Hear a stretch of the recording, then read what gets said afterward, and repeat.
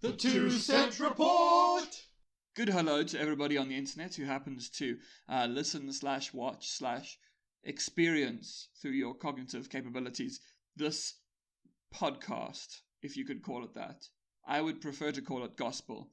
I am 1 Cent Justin, joined as per usual by my beautiful, beautiful co-host who will introduce himself.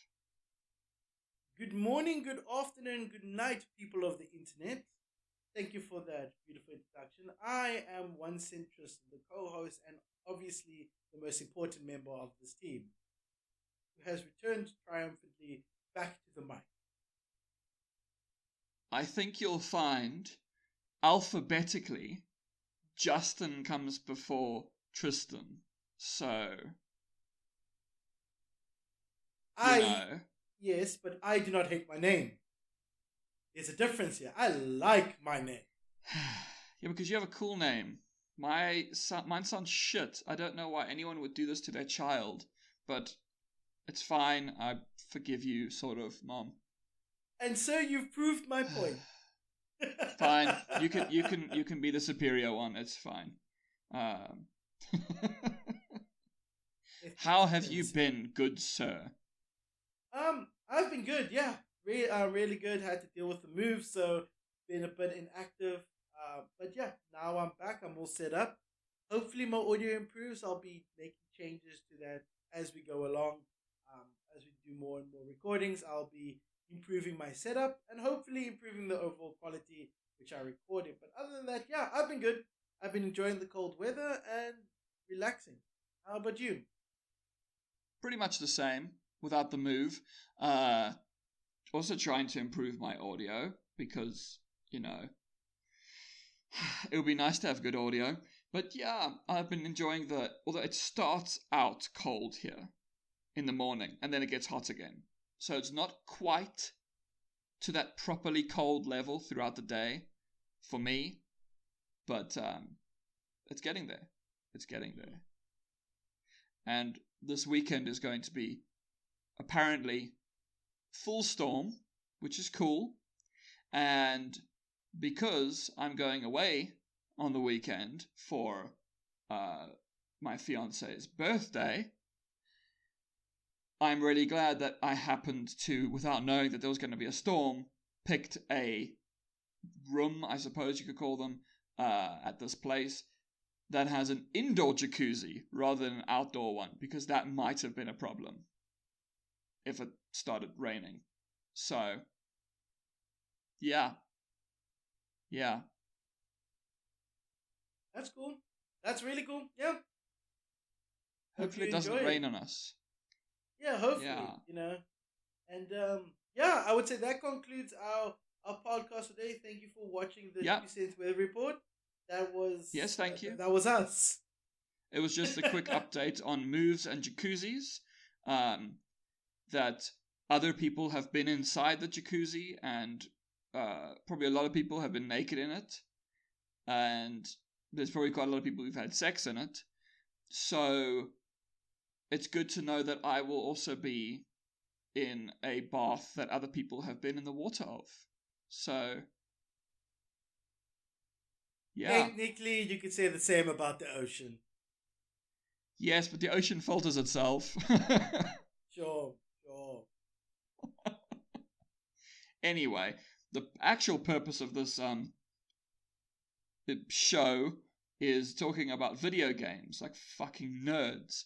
So, should we get started with the news that has occurred this week? Let's get on to the news! Well, actually, there really hasn't been that much,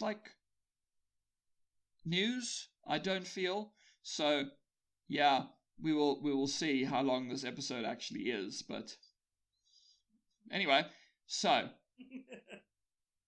out of literally nowhere, a game gets announced that no one was expecting, everyone just assumed the franchise is dead. This is just a few days ago at time of recording. Ron Gilbert, who's do you know who Ron Gilbert is? No clue. I can't even say I've heard the name. So Ron Gilbert is like a classic, but also he's a classic in games that I don't think you really have played that much, although we did literally just interview someone who's making one of those kind of games. He's a point-and-click adventure boy, back from the LucasArts days. And okay. yes, and he is helming, it seems, a sequel to Monkey Island, which Monkey Island died like, I don't know, 2001 or so. It's like 20 years ago that Monkey Island died. So, yeah, that's just an interesting thing. So far, there's just a teaser, but that's all you need to make people excited about a thing. I played Monkey Island when I was a child, but I was too stupid to understand the nonsense logic that is in point-and-click adventure games. So I enjoyed it, but yeah. I didn't get very far in it. I got to the puzzles. I asked my brother if he could help me through them because he had completed the game. And he told me to figure it out myself. And by figuring it out, I just moved on to greener pastures. I enjoyed the how it played out. I enjoyed fighting the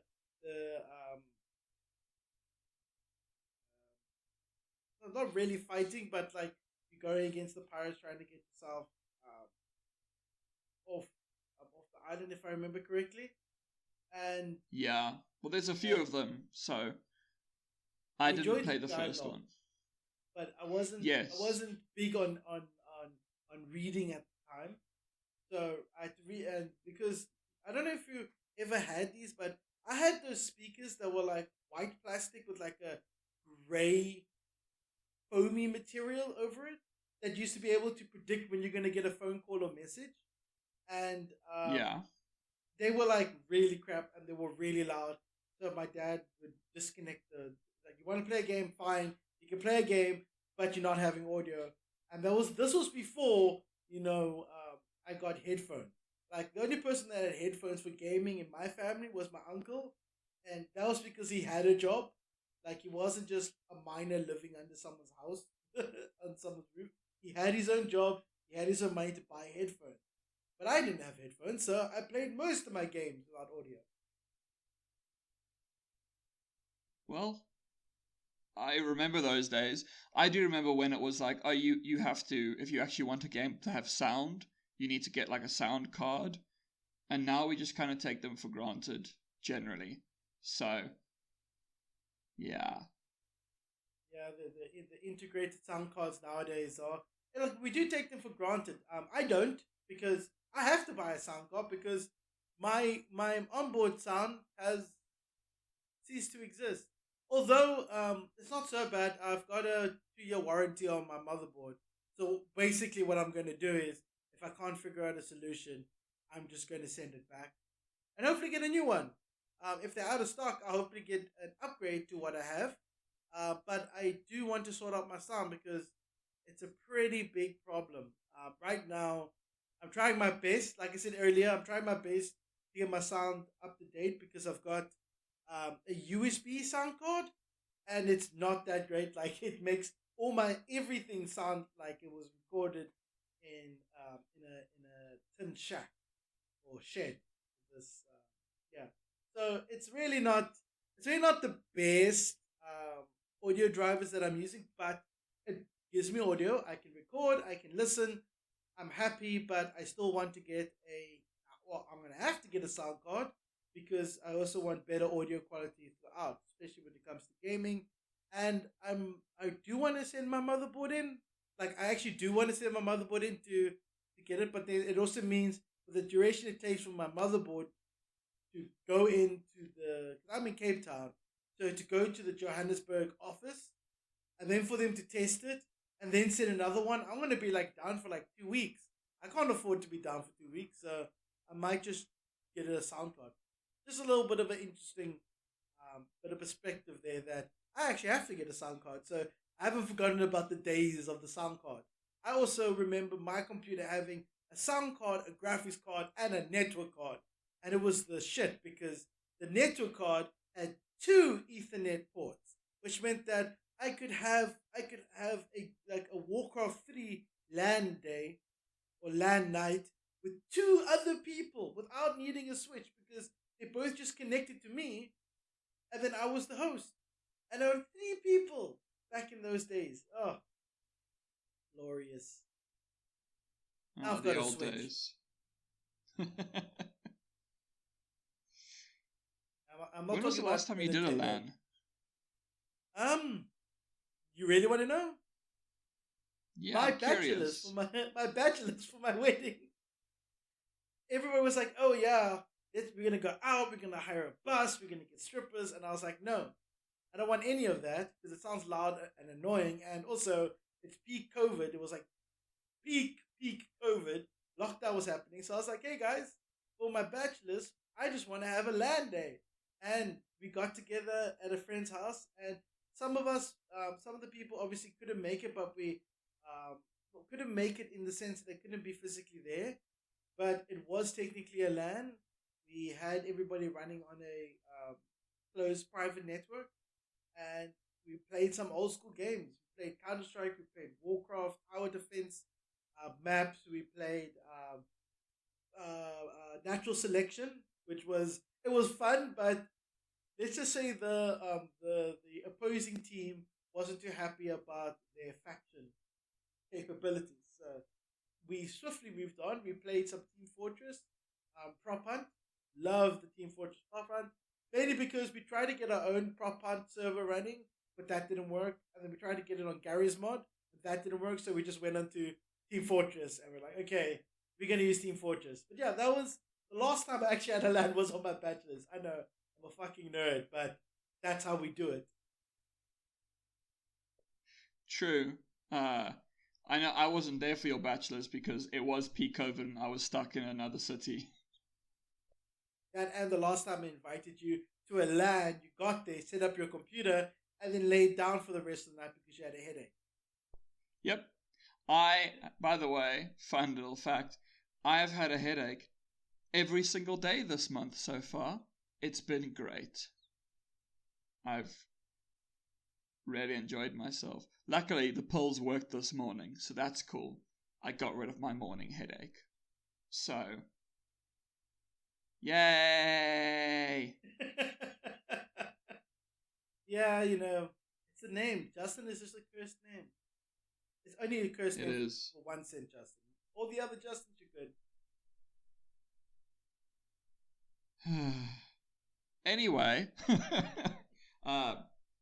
by the way, just as a curiosity, I was just checking what all Ron Gilbert did on his games, and it turns out he did something.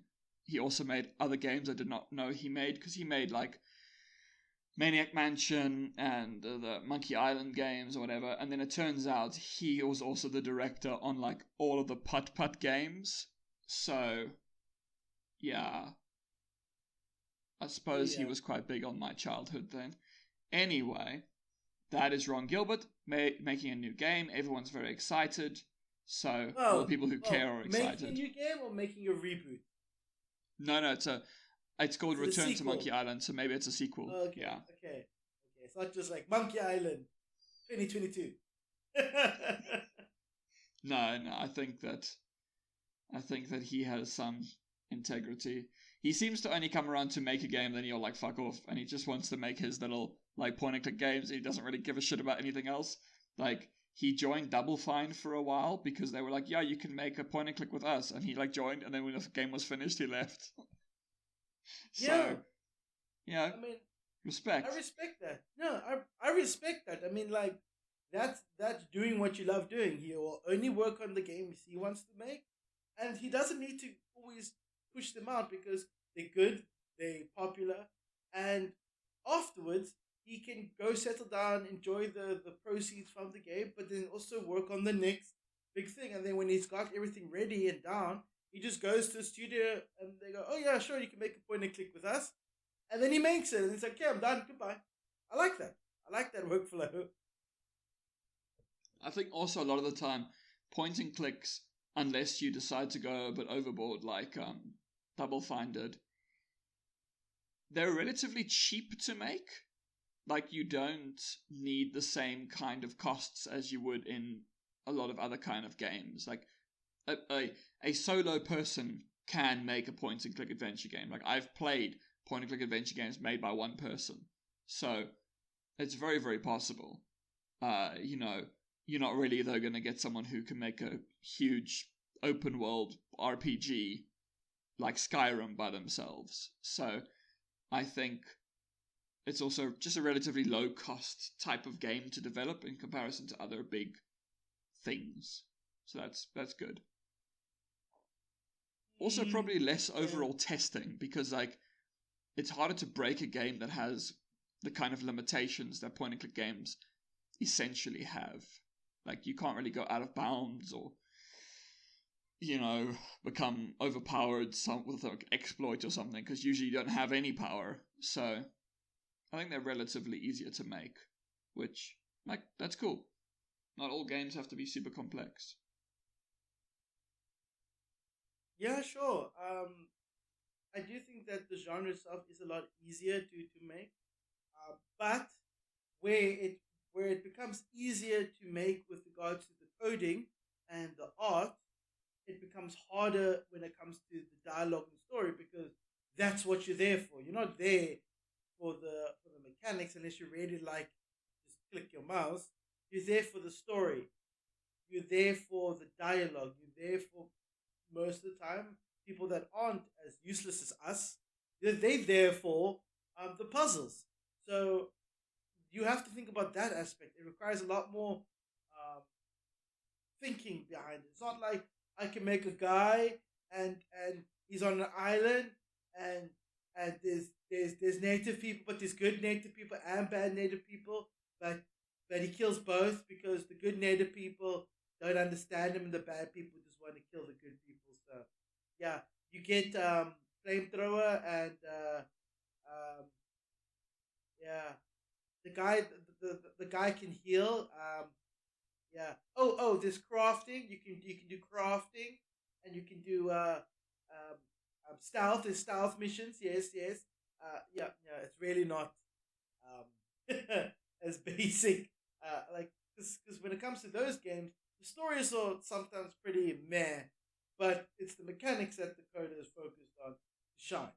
When you get games like platformers, for example, where platformers shine is actually more in their art, because their game mechanics have been tried and tested through generations of games, right? So the platformer is strong, the gameplay works. Yes, you can add in your little side things, like, for instance, with Carrion, it was, for me, the way the creature moved, that you don't always have 100% control. You're always kind of like sort of stumbling through the vents, and I generally end up falling out of things and getting killed quite a bit. But yeah, it was the being the monster mechanic that made it. But what also made it Carrion very nice is the art style. So with games like platformers, where the mechanics are easy and you don't necessarily need a storyline to follow, like a hectic, elaborate storyline, you have the focus on the selling feature of the game and visuals of the game. That's where that becomes important. So I think, like, all games have their strength. All games have their strengths, and all game types have their strength, and what makes them shine better than other genres. Which is why you can never have one game to rule them all, kind of thing, because it would just be a mess. There's no way you can refine all of those mechanics to work perfectly. Which is why, like, genre blending is difficult. You know, you had those games that used to blend third-person RPG with real-time strategy. Like, you had the Overlord, you had Sacrifice. That was also one where you had to move your character as well as control an army. I think Overlord did it in a way that was easier, but Sacrifice, because they have different creatures that you can essentially recruit, you had to designate groups for them and then send them out in their groups. So yeah, there's also another game. I can't remember its name. It was a game where you play as a mech and you control footmen around you, like soldiers just around you. But all of those games where they try to like blend that, The problem is you would normally find that the RPG mechanics aren't that great. I mean, they may have an interesting, like, Overlord has an interesting and funny world, but moving the character is a mission. They intentionally made him heavy and sluggish so that you wouldn't use him as a main and you would be forced to use your minions to fight. But you could also pack a punch. Um, so like the mechanics were cool. The dialogue was funny. The story was okay, but it sucked in terms of actual strategy because they were so limiting what you could do with your minion. Sacrifice really sucked with the RTS because the AI was bad. Your character could cast spells and such, and that was the same thing. Like the mechanics were like okay, there's nothing like really interesting. There's no like cool little mechanic because the cool feature is that it's an RPG with RTS elements. So it basically becomes a meh game if you don't have something as memorable as like the dialogue or story to back it up.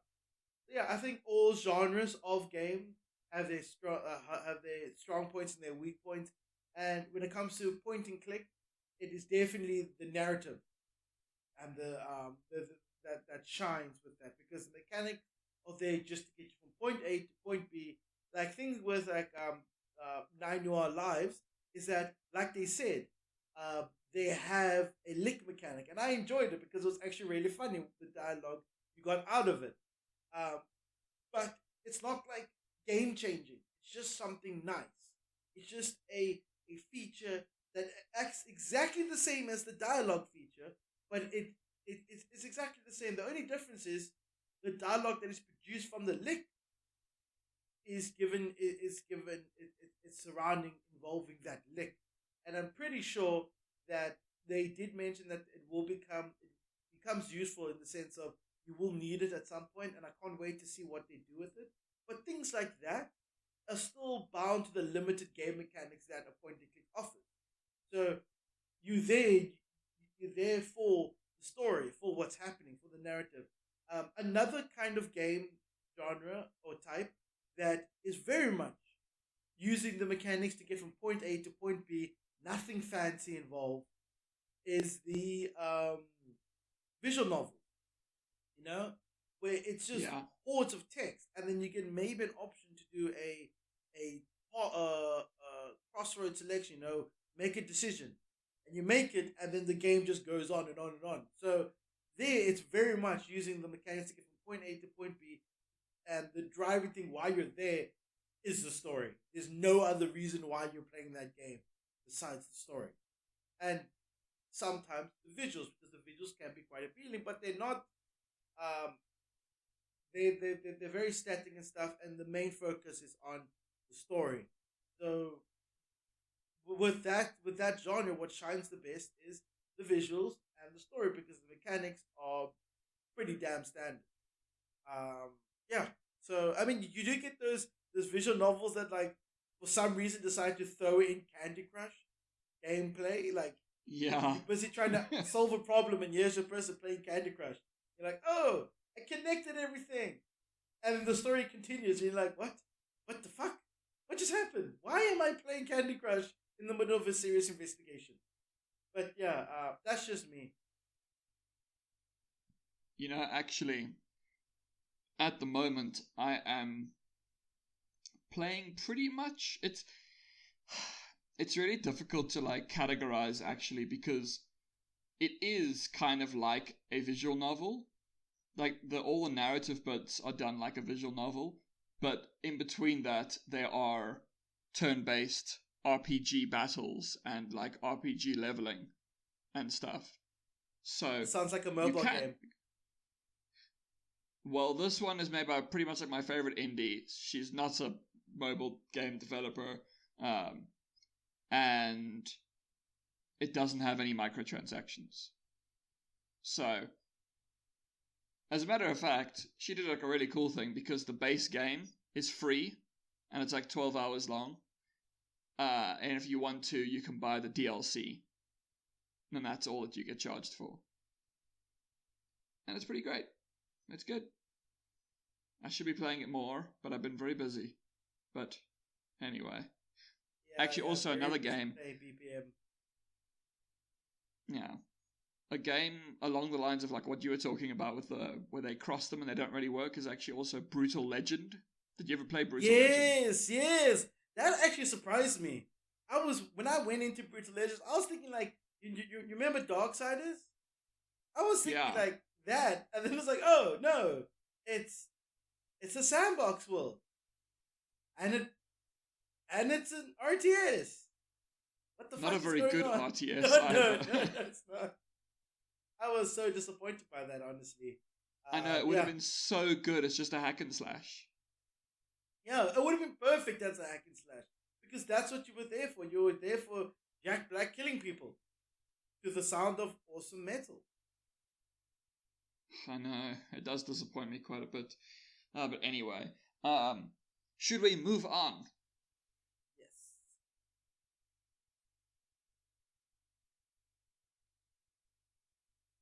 I'm just thinking now. We can move on, but it just occurred to me. Did you ever play um those mystery games where you had to like you got a messy room and you had to find things in the room? Yes. Yeah, Yeah, that lost that item was games. yes. That was also a guilty pleasure of mine. There was one that was a mystery. I know doing a lot of mystery stuff, but it was a mystery, and you had certain things like um, a infrared to detect things underneath surfaces. So if something is really really hidden, you'd have to use the infrared. You could use a magnifying glass, and the little puzzle games to figure out the mystery of who kills who. But at the same time, it basically was look at this room full of shit. This is the hoarder's paradise, and find me like two gold rings, a fuselage of a plane, and maybe some like rose petals, and obviously the occasional monkey palm or something. It was yeah, definitely guilty pleasure. I do remember games like that. I have not played them in years, though. But yes, now we can move on. I just needed to say that. Oh, good. Yeah, there overall really aren't that many things today. So we're actually already onto acquisitions, but they're just kind of small acquisitions, but they're acquisitions by quite big companies. So the first one is Netflix, and they are buying up a company called Boss Fight Entertainment, which I've never heard of. And they made an RPG called Dungeon Boss, which I've never heard of. But yeah, they're I mean, like tr- lame name, dungeon boss. Wow. yeah, I know, I agree. But we'll see. But yeah, Netflix is trying to increase its stuffs. The other one is actually Niantic. Do you know Niantic? Yes, yes, I do know Okay. Niantic. For those who don't know, they're the Pokemon Go peeps, and they've just bought up an augmented reality studio called NZXR, or I don't know if it's NZXR. I assume NZXR, but yeah, that makes sense. Pokemon Go is an AR game. They would buy up a company that's developing AR tech, so understandable. But that's pretty much all the acquisitions this week. But we still haven't gotten a single episode without acquisitions. So We did. There was one. was there Which one? we made it. Yeah, I think the episode was actually called "No Acquisitions." That makes more sense because yeah, we would point that out, wouldn't we? But no, we yeah. did have we did have an episode like that. Yeah. Well, that's all the acquisitions, so it's really not a lot. Oh damn! The next thing is there really wasn't a lot. No, nothing. The next thing is actually quite. It's a follow up somewhat to something we spoke about last time. There's a company called Funomena. They made games we've never heard of, but they made some games and they're like an indie darling. And if you remember, there's that company, People Make Games. They're the ones who like found the Roblox nonsense. And last time we spoke about how they uncovered Yes. a couple of indie studios where like it was essentially run by bad people. And one of those companies, Funomena, is being weird. Like it's a weird, complicated thing, because first they were like, cool, so we are gonna close. We're gonna close the company. Because everything is, we can't make ends meet, kind of thing. And then straight afterwards, they were like, okay, cool, so we're looking for investment. And people were like, didn't you just say you were closing? And now so they basically went, yeah, we're closing. Okay, we're not closing. We're looking for investment. If we don't get investment, then we will close. Yeah. So it's just a weird thing. I don't know what's happening. So, yeah, just weird. Very strange. It sounds to me just like bad planning. Like, yeah, they didn't think it through, because they're probably like, we're not going to make it. We're going to have to close down. Okay, we're going to close down, everybody. And then the guy goes, you know what? Actually, if we get investment, we may be able to still make it. And he goes, okay, everybody, scratch that. We're going to be able to make it if we get investment. If we don't, then we're going to close down. You know what I mean? Like, it's that whole, like, lift the drawbridge, lower the drawbridge situation, where you really don't know what's going on until... And that's just bad communication or bad planning. So, the next thing, that's just weird planning. But now we have some more allegations that have come out, because that's always fun to talk about. Undead Labs, which is basically a company that you don't know the name, but you probably do know the game they made, maybe. They're the State of Decay developer. I don't know if you know State of Decay. Yes, I have played State of Decay. I won't say it's my favorite zombie game, but I have played State of Decay, and I am, okay, yeah. Well, it seems that some people have come forward being like, yeah, so a lot of sexism and a lot of, like, negligence towards employees who have then left the studio because, not great, and these kind of things have led to the delay of their new game. But that's not the main problem. The main problem is probably the misogyny. But... no, exactly. That's what's like, shame they can't release their latest game. Maybe they should, fix their ethics before they try to continue and go about it as if they're ignoring what has happened. Yeah. Also, it doesn't help that at present they are a subsidiary of Microsoft. So this happened basically under Microsoft's watch. So that's also probably not looking great for them, seeing as the whole Microsoft acquisition of ABK is still going on. So, yeah, we will see what happens there. But that's just an extra allegation to add to the list. So, yeah, coolio. That's cool. It actually is a bit annoying when you get that. Like, can't these companies just fucking chill? Doesn't have to be harassment all the time. Like, what the hell? Can't they just stop? Like, just go, hey, maybe this harassment thing is not so good, and we don't want to get caught up in it. Just stop. I mean, preferably, I would hope that they just didn't do it. Like, they didn't start. But if they have done it in the past, just stop. You know what I mean? Like, surely it should be known that, like, shit is going to come to light. So you can either continue as you're going and fuck up everything. You fuck up your reputation, lose your customers, and go bankrupt. Or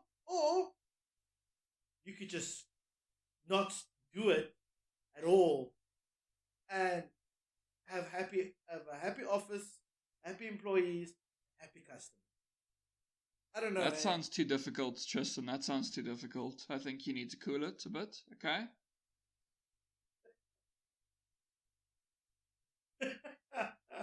Yeah. I know I can't hope. But, it just seems like in like it's 2022 now. The Me Too movement has successfully um was unveiled these acts, and yet companies say, "Oh, they won't get us. We're way too big for them to take us down." Oh no, there's nobody here will tell. And then what happens? It comes out, and then it's just like stop doing it. That's too difficult. You're expecting too much of people. I know. So, yeah, that's just your usual At harassment least I stuff. tried. Okay? At least Seems to I be almost every week that you get a new company that's being a shithead. So, can't say the yeah, same for you. Though. cool. In other news, though, Sony has decided we've had enough. Microsoft's Xbox Game Pass is actually doing really well. We must make our own version. So, they decided, let's do this, but let's make it really confusing. Like, really confusing. So, they have their new system, and there are 3 tiers to it.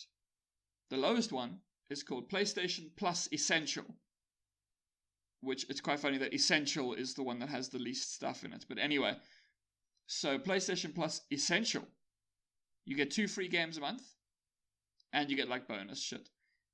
The second one, where they're like, okay, cool, PlayStation Plus Extra,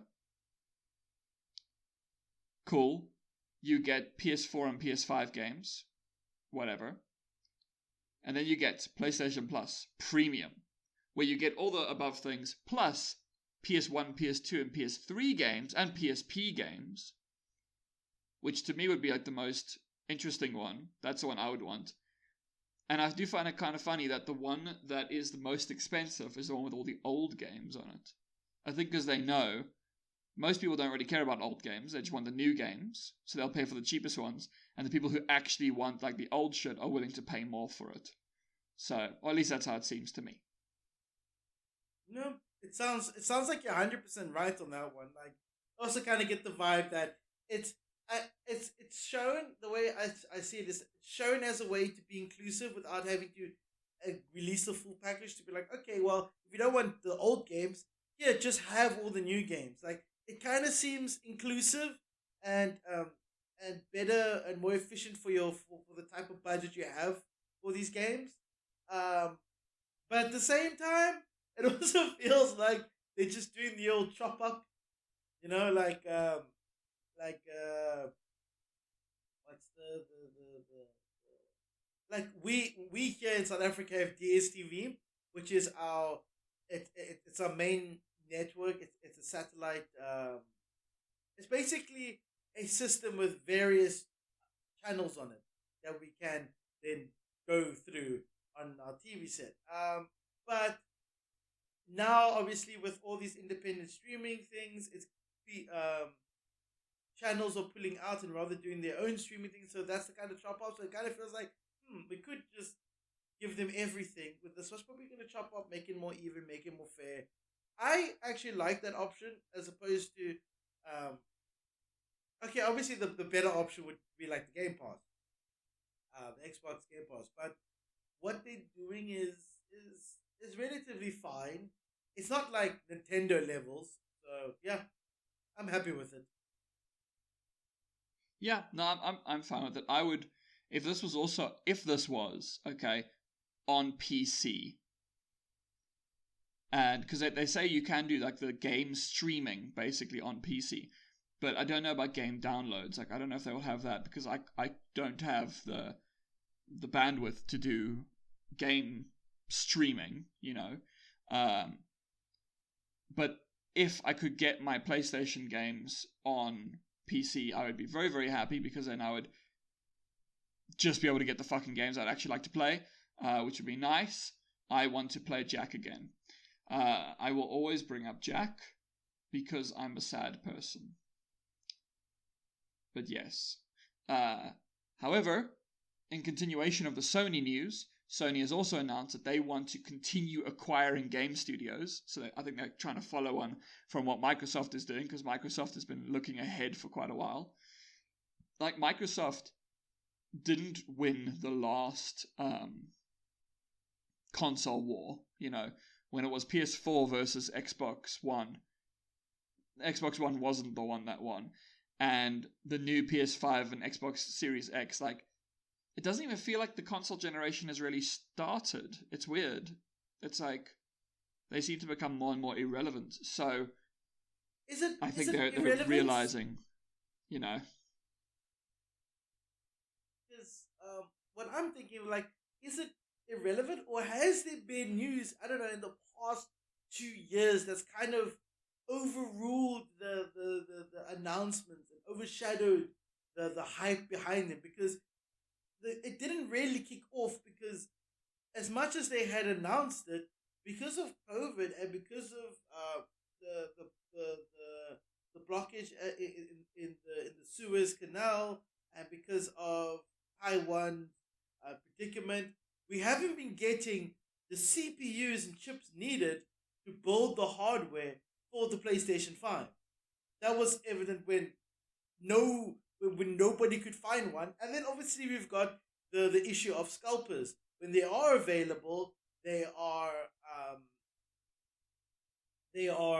bought up and then resold for even higher prices. So it's a huge problem, because it's becoming this thing. And also the miners, the crypto miners, they are utilizing the PS5 for mining. So it's become this problem where the console wars can't really kick off, because there's so much shit leeching off of them that they can't get the units, the systems to the players. Like, it's hard to say, oh yeah, which one's the best, when nobody can tell, because nobody can play, because because you've got people that are, first of all, there's limited stock on the hardware needed to build these things, and when they do come out, people are buying them up to resell at hellish prices, and that takes away all availability. And when those people aren't doing it, the fucking miners are doing it. They're buying up all these consoles, putting them into an elaborate mining rig, and then using that for mining, which defeats the purpose of using the of the game console itself. Which means that the players, the people that are actually wanting to get this console to play games, are suffering. They're suffering big time, because they either have to find that one golden moment where they actually are able to buy one, or they're going to have to go to a reseller and buy a heavily upmarketed product, or there's just nothing, because it's all sold out, it's gone. So, like, I think this the reselling environment and the mining industry has severely crippled the console and the progress of consoles, because they are just making it almost impossible.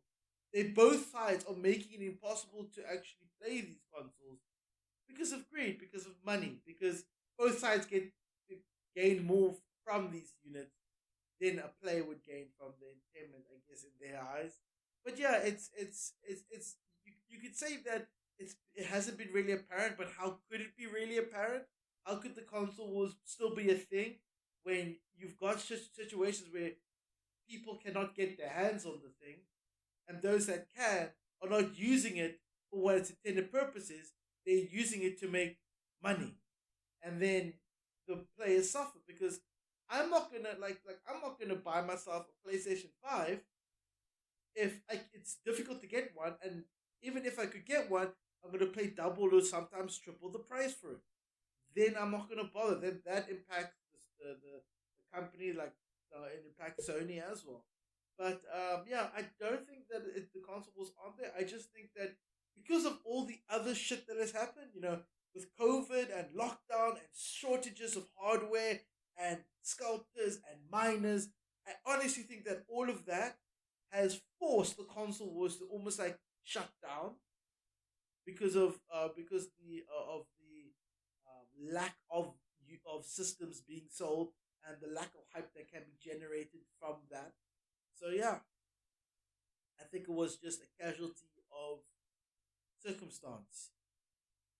No, definitely. I was actually going to bring up the chip shortage, so I think you brought up all that because it doesn't feel like the generation has started. Like, and maybe that's also why even Sony is making a push into PCs because PC gaming is still going. Like, you don't get discussions about generations of PC. You know, it's just like, oh no, it's just PC.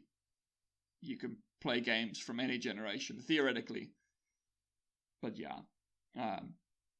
However, to cap off the Sony story, they're like, yes, no, we have our whole, yeah, it's cool. We got our Xbox Game Pass version, our own version of it.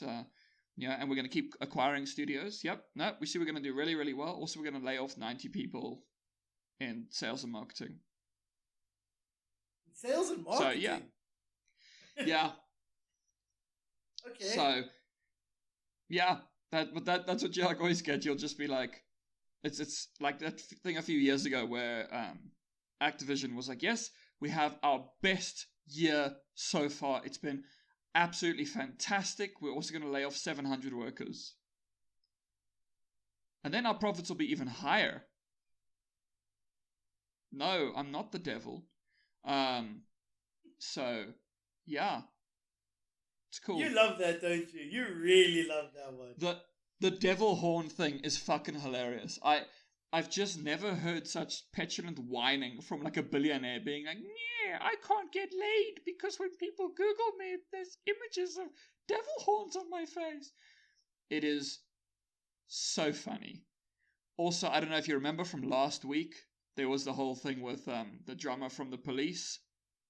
And yes. Bobby Kotick like walked up to him and was like chatting to him and stuff. And he was like, oh, I'll re-release Spyro. Why not? So I remember that. That was actually quite funny. That was like fucking that weirdo. That kind of, yeah, that whole situation just caught me by surprise. I must admit.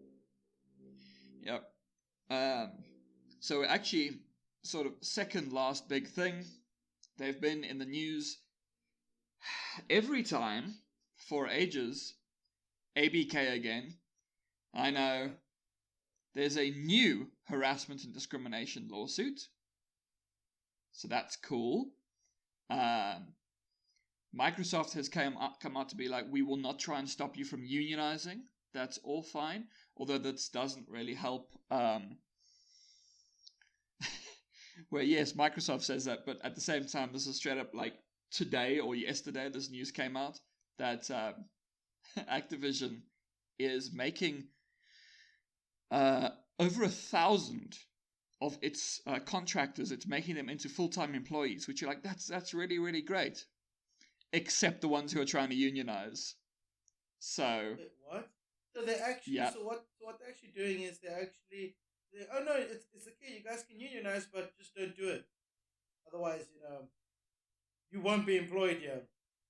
It's like a sneaky culling of employees. Yes, I think it's what when you don't want a union, so you bust what would you call that you try and bust the union, that kind of thing. It's a really really not dodgy thing to do. But anyway, other than all that, the cool kids are doing it nowadays. Everybody's doing it. Everybody wants to of course. A billionaire. And the only way to become a billionaire is proven is union busting. Yeah, so that's how you do it. And then what was also great was that ABK decided to get rid of its vaccine mandate, so like you don't have to have a vaccine, and then that caused a whole bunch of people to like walk out. So probably because people want to feel safe in their place of business. Maybe. And it also doesn't get good when people who know literally nothing about games, senators, tell the FTC that they should start investigating Activision Blizzard and this deal between ABK and Microsoft. So it's not usually great when the politicians get involved because they don't know what the hell's going on with games. They don't get it. So when they realize something is off, then you know you've pushed it too far. So, yeah. Yeah, Whoops. I mean, it's always a tough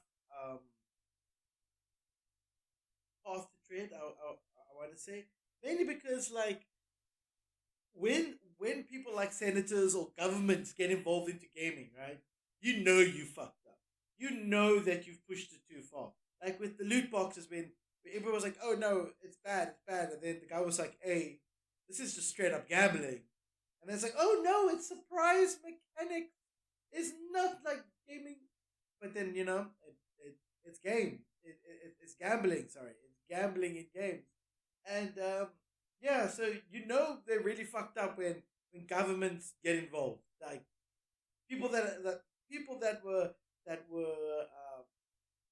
right behind the video games cause violence movement.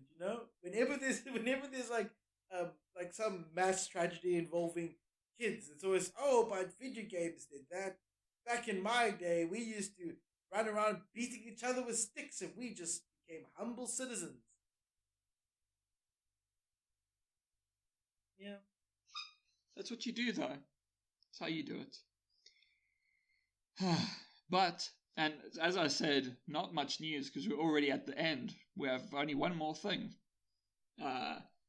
There's a couple of small things about Ukraine, where first off, a really shitty thing is that a Russian bomb landed on a retro PC gaming museum.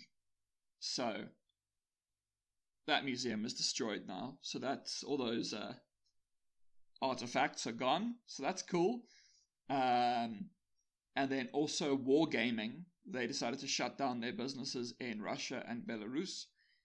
And then something that really, really sucks. Because we know that... Wargaming is the tanks game, right? Yeah, War World of Thunder. Tanks, yeah. Oh, it's a World of Tanks. Yeah, it's not War Thunder. War Thunder is... yeah. But yeah. I knew it was one of the tank games. So yeah, from last time we saw that like basically everything was stopped in Russia, but now something that seems kind of shitty is that developers in Ukraine can't collect their Steam revenue for some reason. It's been locked to them. So this isn't Russia, this is Ukrainians who can't get their money. So that's a bit of a whoopsie doodle. Do you think it was intentional? Like, do you think it's something that Steam themselves said, like, we're so not going to get involved in this war that we're just not going to pay any side? Or do you think it might have been because they had that whole, like, Russian cyber attacks? Maybe that could have resulted in, like, them exploiting something like a loophole in Ukraine's network that forced Steam to have to block it out until the issue's resolved? Yeah, it seems according to them it's very much about like the situation is just very difficult there at the moment, so I think it's just causing problems. I know there's lots of things like MasterCard and Visa and all of them are not operating in Russia anymore, which effectively means that Russia doesn't have money anymore, or at least the people don't. So it's an interesting situation. I don't know what's going to happen, but we will keep an eye out. We'll just have to wait and see. Thankfully, Yeah. I mentioned, I don't know if I mentioned on the podcast, but I mentioned that one of my favorite sites was going to close down, and that was just an April Fool's joke, so I'm happy. Well, I'm glad. Well, I think that I believe that's everything. Maybe it's newsly words. Yeah, news-oriented things. Leave me alone. Yeah. News. It's yeah. You're not doing so well on this one, are you? Leave me alone. All right, yes, that should be it for our news for today. Awesomeness. All right. You would like to talk about? No, Upcoming I've games? been extremely busy, so I haven't actually played like any games. Oh, okay. And yourself? And I've been playing games, yes, but nothing that I would consider like I've just been, replaying games that I feel I need a little bit more love, or I haven't, because I've been unpacking and stuff. I haven't actually had the time to settle into a good old storyline. So I would say the most recent game I actually played and finished was the 9 Your Lives demo. That was like the only thing since I Yeah. moved that I've actually done. All right. Well, it's fine. This could just be a short episode, short and sweet. Yeah. Not like And our I think fans also need we should us just to. exactly.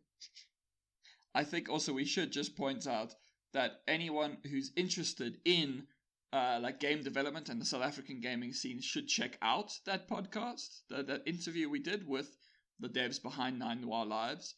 It was really cool, and we plan on continuing that and doing more. Yes, indeed, and it's not. We're not just focusing on indie devs. We are going to be focusing on other aspects of the community and the industry. It's not just focusing on game developers. We do have intentions of looking at other aspects of the gaming industry, like as in the marketing side, the art side, the just pure code side, the sound design, the sound engineering side of things, the people that go out and get references. Like if we could find people like that felt that do those things, we would interview them because we want to give you all a more rounded, more whole perspective of the gaming industry. It's not just artists and coders. There are lots of other people involved in making a game. I would also like to, if possible, find South African speedrunners, because I think it'll be really cool to talk to a speedrunner. I mean, you can go down to the traffic department.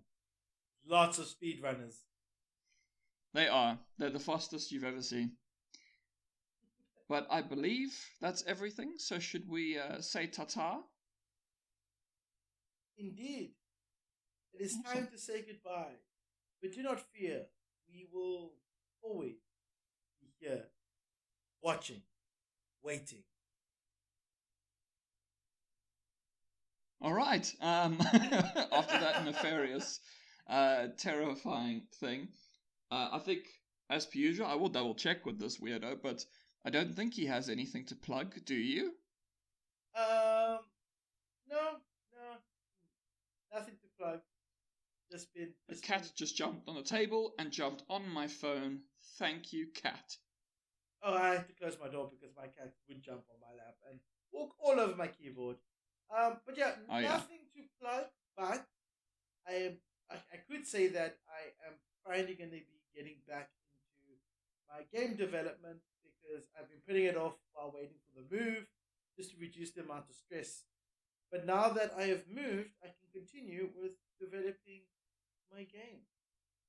And hopefully soon, well, not soon, but hopefully I will eventually have something to plug unless there's another YouTube thing that I might want to do, but I don't see it happening anytime soon. So yeah. Alright, well, you just said that's all chilled. Sometimes you need to explain yourself, it's fine. Mine is all the usual shit. Yes, check out the interview. It was really, really fun to do, which is on this channel. And then there's also my channel, LC Lupus.